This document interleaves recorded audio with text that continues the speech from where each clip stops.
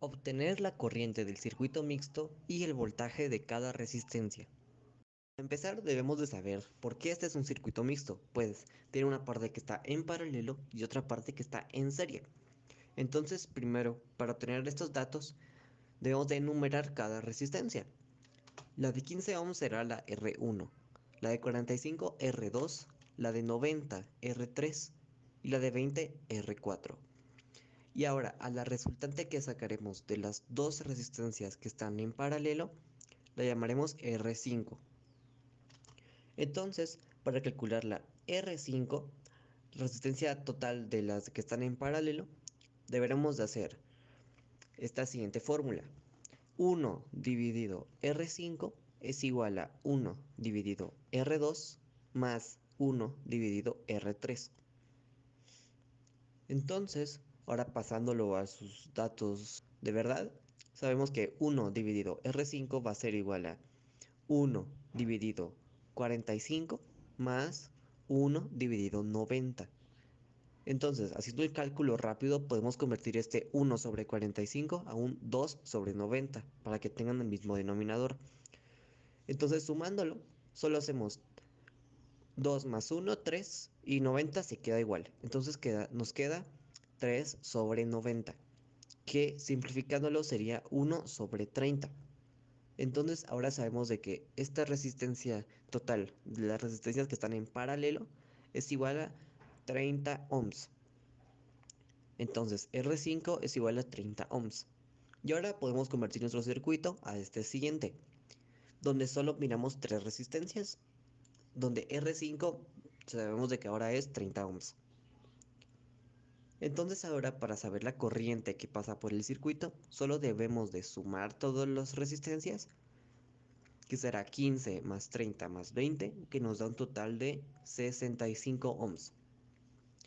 Y ahora, usando la ley de Ohm, sabemos que para obtener la corriente debemos de dividir el voltaje entre la resistencia total, siendo esto 120 voltios dividido 65 ohms, lo que nos da un total de 1.84 amperios.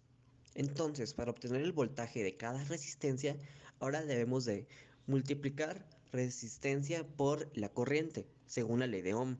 Entonces, la resistencia 1, por ejemplo, que es de 15 ohms, lo multiplicamos por la corriente que fue 1.84 amperios. Y esto nos da un total de 27.6 voltios. Ahora, la resistencia 4, que es de 20 ohms, le multiplicamos por 1.84 otra vez, y esto nos da un igual de 55.2 voltios.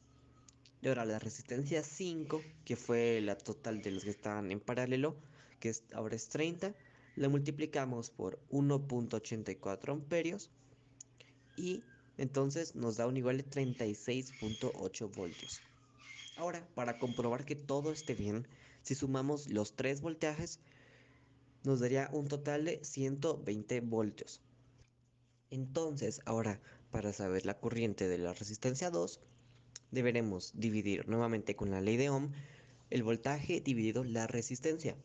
Entonces, con el voltaje de la R5, que era 55.2 voltajes, lo dividimos con la resistencia, que es 45. Entonces, 55.2 dividido 45 ohms nos da un igual a 1.22 amperios. Y ahora, la resistencia 3, dividimos el voltaje 55.2 dividido 90 ohms. Y esto nos da un igual de 0.61 amperios.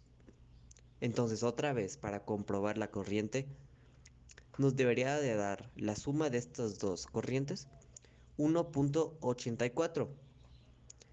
Y lo hacemos y sí nos da ese número. Entonces sabemos de que está bien hecho este cálculo, ya que esta corriente, después de pasar por el paralelo, vuelve a ser igual que en serie, que era de 1.84. Entonces, finalmente, en la resistencia 1, sabemos que el amperaje fue de 1.84. El voltaje que pasaba por ella era de 27.6 y la resistencia era de 15 ohms. En la R4, que era 20 ohms, sabemos de que el voltaje que pasaba era de 36.8 y la corriente seguía siendo de 1.84. Ahora, de la parte que estaba en paralelo, la R2 de 45 ohms, su voltaje era de 55.2 y el amperaje de 0.61. Y finalmente, de la resistencia 3 de 90 ohms, era de 55.2 voltajes, igual que la anterior, y un amperaje de 1.22.